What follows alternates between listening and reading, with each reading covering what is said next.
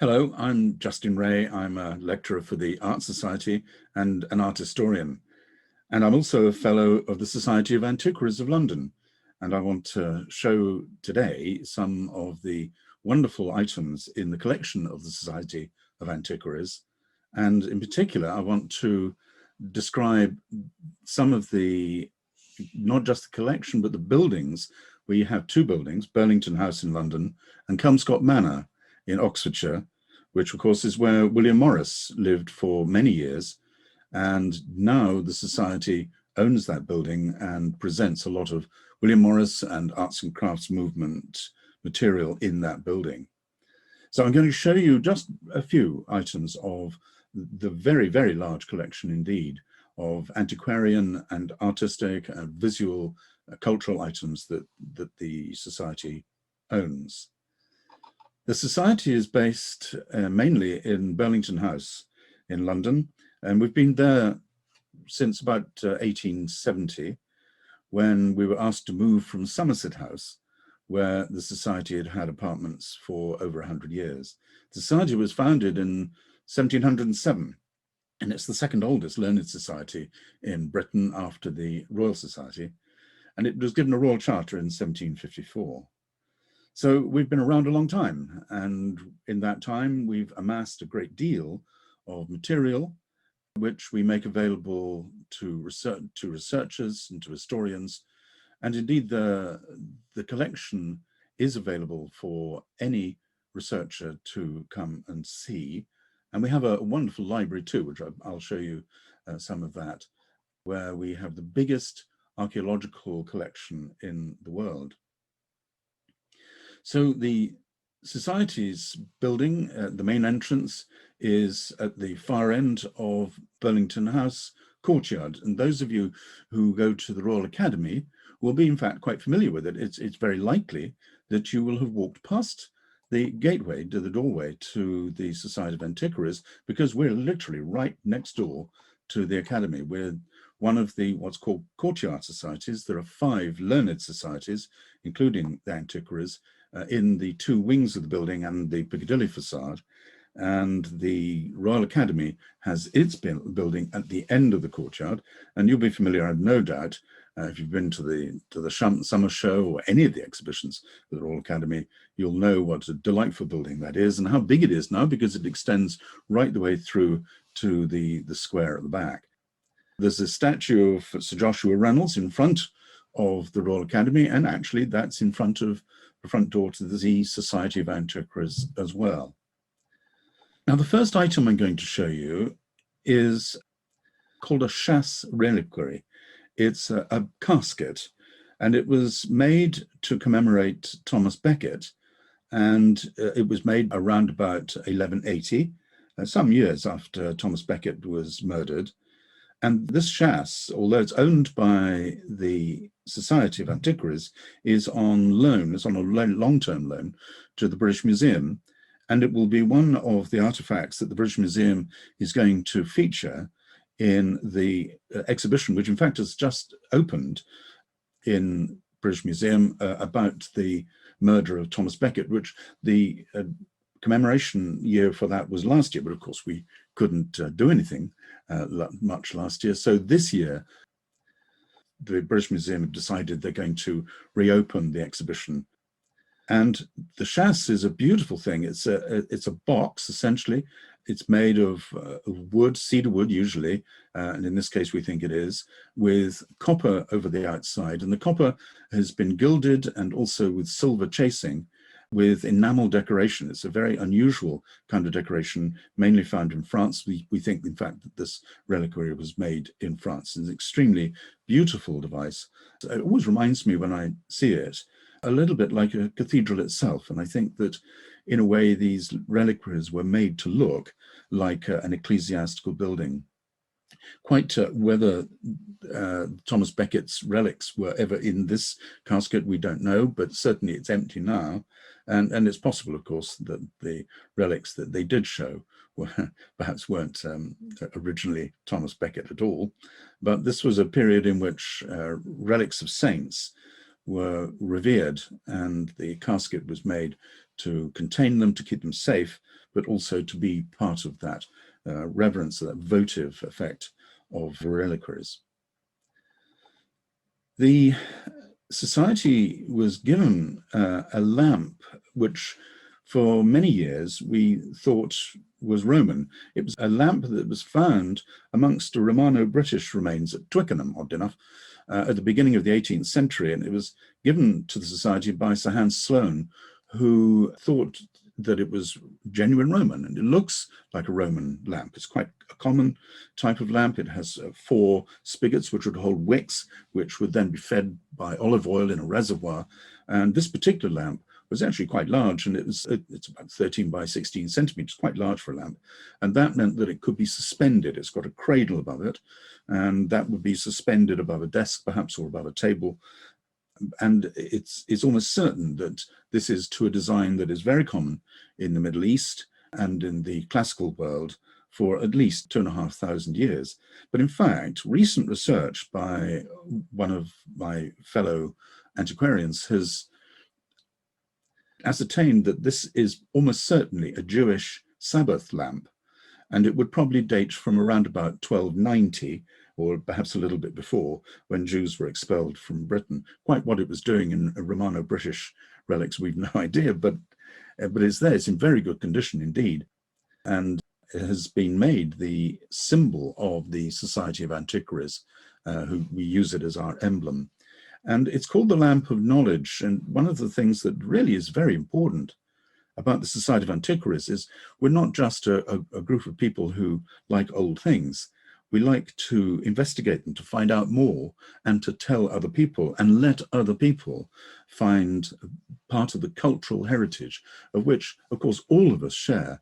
And some of these items, like the Lamp of Knowledge, go back and touch people's lives for hundreds or thousands of years. This was a lamp that was used. It wasn't just made and put in a showcase.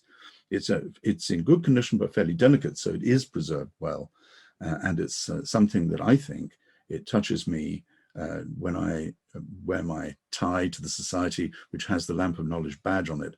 I'm reminded that our function as antiquaries is to inform and to educate and to find out more about our cultural heritage. Now, the next item is something that is quite unusual. Perhaps one thinks of antiquaries as being mainly involved in archaeology and old prints and maps and things of that kind. But society has a very, very wide-ranging collection of paintings. And this item is by an Italian painter called Simone di Crocifissi. He was a late medieval painter, and this particular painting that the society owns dates from about 1365. It was once almost entirely covered in gold leaf, and that disguised to a great extent what the painting is really about. The painting is called The Dream of the Virgin, and what we see is that the Virgin is asleep. At her feet, someone is reading to her, a nun perhaps, and in her dream, she sees the tree of life. But the tree of life also has the picture of her son, of Jesus, as if he were being crucified. The crucifix isn't there, the cross itself is not there. He's hanging from the tree of life.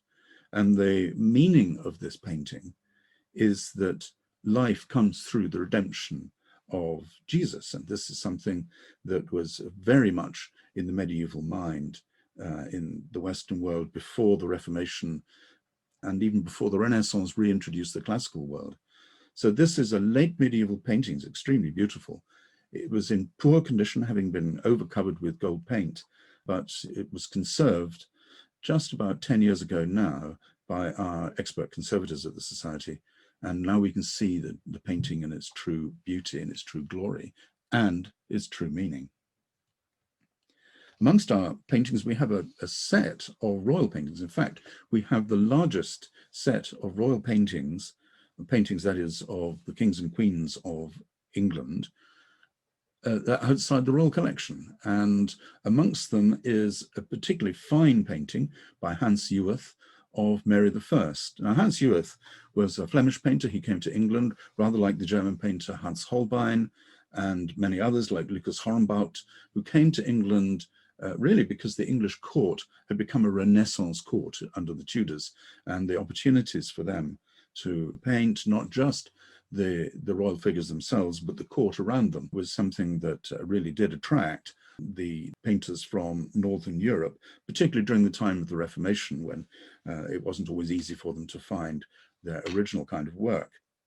This particular painting by Hans Suerth is exceptional. It's in wonderful condition, and it shows behind the Queen is a panel of painted leather, which was something that would be very, very expensive and something that a court would have as part of the decoration. So it's almost certain that this painting was made probably at Whitehall Palace, which was the main palace of the Tudors. There is another painting in the Royal Collection and another painting by Hans Suerth in the Prado in Madrid. But this, I think, is the best of the three, painted around about 1554 on her marriage to Philip II of Spain, a very short marriage, of course, because unfortunately Mary then died. And the painting hangs in the main meeting room of the Society, and it's flanked actually by the rather smaller paintings. There's one of Jane Seymour. There's a very unusual one of Richard III, which had been commissioned, we think, in the Tudor period, but by perhaps a Plantagenet supporter. And the painting of his brother Edward are very unusual indeed, and in fact they are the earliest known copies of what would have been in the royal court but were destroyed when the Tudors took over from the Plantagenets. So the collection hangs in the meeting room, and the meeting room itself is where we have public lectures, but we also have meetings of the Society Fellows during normal times. Each week we have an evening meeting for Fellows where a lecture or two lectures are given and where a vote for membership is also given. We also have a very fine library. It's about 130,000 volumes, 1,000 manuscripts and prints and drawings as well. It's set inside, right in the middle of the Society's apartments on 2 floors, very classical style by Charles Barry and Richardson Banks, built actually in 1874 when the wings were added to Burlington House itself. The library is open to visitors on request. So if you have something which you can access on our online catalogue and you want to then consult that yourself, you can apply to the Society and they will grant you access to the material. But a lot of the material, in fact, is being digitized. And one of the intentions the Society has is to digitize all our visual material so that anybody can access it using the internet. The meeting room, as I said, is also where new fellows are elected, and fellowship of the Society is actually quite stringent. We're perhaps one of the most difficult societies to join in some ways. You have to be nominated by at least five current fellows, and you're then elected using an old Georgian ballot box. There's a whole row of them when we have a voting evening, and other fellows then can vote yay or nay. The candidate has to achieve 4 yays to every no. This is the derivation of the term blackballing, incidentally, because the no ball is black and it's put into a section of this ballot box. I was very honoured to give the bicentenary of the Battle of Trafalgar lecture in 2005 in the meeting room before I was invited to become a fellow myself. At that meeting, when I gave the Trafalgar lecture, I had in front of me the badge of the Admiralty Barge.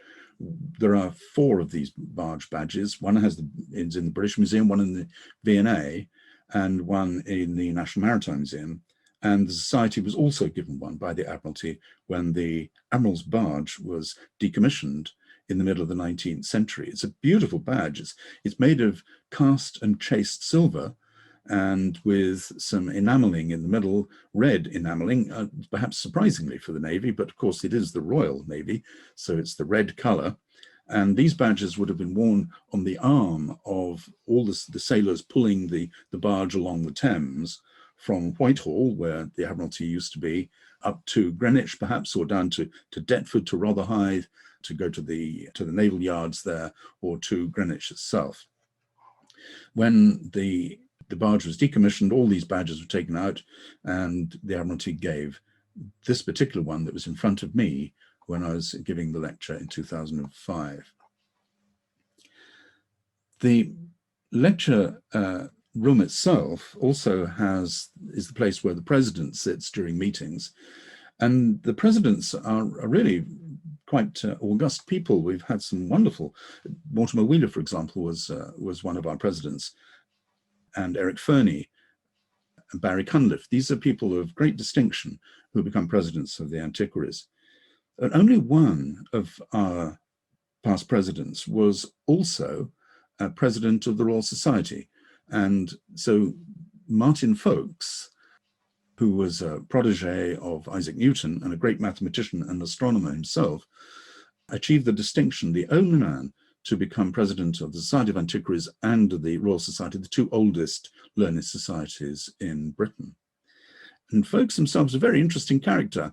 We have a lovely painting of him by Jonathan Richardson the Elder from 1718. It shows Folkes wearing the blue turban, which was very much the fashion for intellectuals and antiquaries and artists in the early part of the 18th century. And he's wearing a matching blue velvet coat over a very open white shirt, looking very louche, fixing us with quite a stare. He was a character and very much admired for his work. He worked for the Board of Longitude, for example, in trying to ascertain that very, very important navigation point of knowing where you are in terms of the longitude as well as the latitude. He's also notorious for being the first member of the establishment to openly marry an actress who happened to be 12 years older than he, but nothing wrong with that. And Folkes, I think if you look at the painting that you're seeing now by Richardson, you see this character of he's got a twinkle, I think, in his eye, as well as some fairly sharp intellectual acumen. I mentioned William Morris, and Morris was a fellow. He was nominated to fellowship around about 1860. He lived in Comescott Manor in Oxfordshire. And in that manor, we have a number of artifacts that were collected by Morris, including a beautiful painting by Peter Bruegel the Younger. It's a copy, in fact, by Peter Bruegel the Younger of his father's drawings, set of drawings of the seasons. And those drawings were made into prints. But his son then made beautiful, lovely color paintings based on these drawings, actually in reverse, of course. This particular painting is one that Morris bought at auction. There are, I think, 3 known versions of this. One is in Vienna. This is, in fact, in the best condition of the particular copies of this painting, which is called Spring. And what it shows is a formal garden being laid out by agricultural peasants in Germany. The painting was made about 1630. And this is the beginning of a Renaissance garden in Northern Europe. And we can see that on one side, there's a really rather fine house, and in the background is the village. And the peasants of the village are making a beautiful Renaissance formal knot garden. And it's very interesting for a number of different reasons. Actually, one of the reasons, I'm a keen gardener, is that I'm looking at the tools and I'm noting they're using a very typical device used everywhere in Europe, but hardly ever in Britain, of a spade with the blade at right angles to the handle.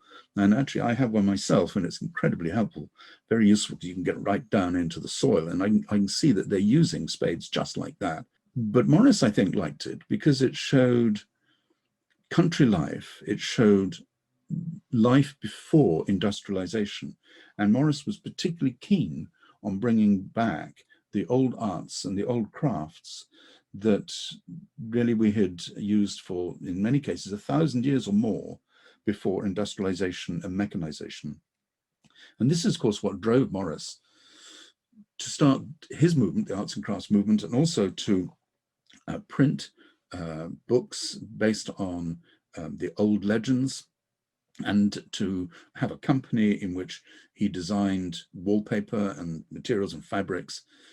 His wife and his daughter would embroider some of these artifacts exactly in the old way that had been done before the mechanization of weaving and spinning. And he lived mainly in London, but he also leased a house in Oxford called Comescott. Now, many of you I know will have been to Comescott. It's open twice a week during the summer, but it is owned by the Society of Antiquaries, and we have a wonderful summer party there for the fellows, usually in July. It's absolutely delightful. But it's also a centre for learning not just about arts and crafts, and the arts and crafts movement in William Morris, but also about some of the old rural crafts are being taught now at an education centre that we've constructed in the grounds of Comescott Manor itself. It's a beautiful house, incidentally. It's a typical limestone Cotswold house, or I should say East Cotswold limestone Oxfordshire house, right bordering the River Thames. Morris himself made a bed that is still in the house, a bed and a sideboard. And you may know that the arts and crafts movement were very much into building their own furniture in an old medieval style in particular, and in painting that. And this particular bed, which is a tester bed, was built out of all kinds of scrap wood that William Morris found. He built it actually around about 1840 before he moved into Comescott, but it is now in his former bedroom with a very nice sideboard that he also made. And around the top of the tester bed and the side hangings were embroidered by Jane Morris, his wife, and by their daughter May Morris, and other members of the embroidery department at William Morris & Co. in London. And around the top of the tester bed is a poem that William Morris wrote about the house and about the river and about the repose that he felt whenever he was at Comescott. And he would spend most of the summer at Comescott and occasionally weekends in the winter as well. He found it a place that he could rest and recharge his batteries and his creativity. I mentioned his wife, Jane Morris, and she was painted by a great friend of theirs, well, more than a friend perhaps, with Jane Morris, by Dante Gabriel Rossetti. Now, Rossetti had a relationship with William Morris, which was a bit hot and cold, but he certainly had a relationship with Jane Morris. And for a time, the three of them lived together at Comescott. And occasionally, Rossetti would stay there with Jane when William had to go back to London on business. And the painting that we have, which still hangs at Comescott by Rossetti, is called The Blue Dress. It's a wonderful pre-Raphaelite painting in which Rossetti is showing his great skill at painting fabric. And Jane Morris was very beautiful. Jane was an interesting character. Morris met her when he was at university at Oxford, and she was the daughter of a drayman in the city, and not particularly well educated, but became very well educated, certainly highly intelligent. And she had a remarkable face, very unusual, very striking, with beautiful tresses of auburn hair. And most of the pre-Raphaelite painters painted her in one way or another, but it was Rossetti's painting, The Blue Dress, I think, is probably the finest of them all. On the painting itself and above the figure of Jane, Rossetti wrote a brief poem, almost a haiku, it's so short, in Latin, which can be translated as "Her husband, a famous poet, and she, most famous for her face, let this picture of mine add to her fame." And you can see, I think there's a bit of ambivalence there about his relationship with Morris, but no real ambivalence about his relationship with Jane. Now, William, I said, was at Oxford, where he studied languages and classics, and was very interested particularly in the Norse sagas. And we have at the Society in Burlington House collection, we have a beautiful binding of a Doomsday book. Now, this is called the Winton Doomsday Book. Winton is the Latin for Winchester. And Winchester and London were the two cities that were not included in the original Doomsday survey, but they were surveyed later. Certainly Winchester was surveyed around about 1150. And the survey itself did exactly the same as all the other Doomsday surveys. How many sheep and cows did you have, and how many mills were there in the town, and so on. And the value of each person's holding was all recorded there. And in fact, for Winchester, this is the first most detailed description of any town in Europe, dating to 1150. It's a complete total description of everything in Winchester, much more detailed actually than the other Doomsday survey entries.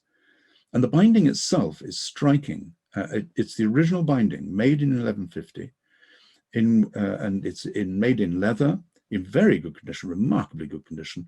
And we know that Morris was very familiar with this, and certainly by the time he became a fellow around about 1860, he would have handled this particular binding, which in itself was almost unique and original. And what is interesting about it is that it is stamped and embossed with figures, animals, with human figures, with flowers, and I'm absolutely sure that he used those as inspiration for his translation of the Norse legends. We have in the Society, it's at Comescott, his copy, his manuscript copy of the Heinz Kringla, which is one of the great Icelandic collections of sagas. And in the margins of the manuscript are initials, illuminated initials, just like some medieval Psalter or some medieval Book of Hours. And this is by William Morris. And also there are little figures, little groups of human figures and little animals that are very much inspired by the binding of the Doomsday book, the Winton Doomsday book. I'm coming back now to Burlington House, and I'm going to finish really just by telling you one thing about the Society of Antiquaries and the other courtyard societies at Burlington House, which I think is very important. Now, the first thing I should say is that the Society of Antiquaries and the other learned societies indulge in research and in making that research available widely to the public. Just 2 years ago, the contribution of the Society of Antiquaries to public knowledge was actually valued by PricewaterhouseCoopers at over £5 million a year. That is what the Society does, is present and make available information and knowledge to the public at large, which is the equivalent of that kind of value, which is tremendous value. And that's the kind of value that the learned societies in the courtyard of Burlington House can offer the public. And the problem we have is that, for very good reasons, the government have been increasing the rent on the building, which was first made available actually originally free to these learned societies. But in recent years, we've begun to pay a rent, and that rent is now going to approach the market level. For the Society of Antiquaries itself, which we have the largest set of apartments in those wings, our rent is increasing at a level in the last 10 years of over 300% a year. And that's shortly going to bankrupt us and the other learned societies too. We literally cannot afford it. We have no government funding at all. We're funded only by membership and by bequests. And that's going to be a significant problem. The government needs to resolve this issue. It needs to take a decision to perhaps fix the rent at a reasonable level of increase. I don't understand why they would put us in the position of having to leave, because we will. I'm not sure where the society could go with its very large collection. And I'm not at all sure what the government is going to do with those wings either. In the current market, these are grade 2 listed building, very large buildings, which are kept up by the societies, and it would fall into decay because I suspect that no hotel or no office group is going to want to take them on at the kind of rent that the government plans to ask. So the value of the society and the other learned societies in Burlington House is really almost immeasurable, although a quantity has been put on it. I think that the light of the lamp of knowledge of the Society of Antiquaries is so strong, so powerful, so important that we need to keep it going, and we need to take advantage of it. As one of my fellows, David Abulafia, said recently, if we don't bother to find out about our past, we have no future. And Maya Angelou said, I have great respect for the past. If you don't know where you've come from, you don't know where you're going. And I think that the Society of Antiquaries and the Art Society are each involved in looking at the past and helping us to understand where we came from so that we know where we're going in the future. Thank you very much.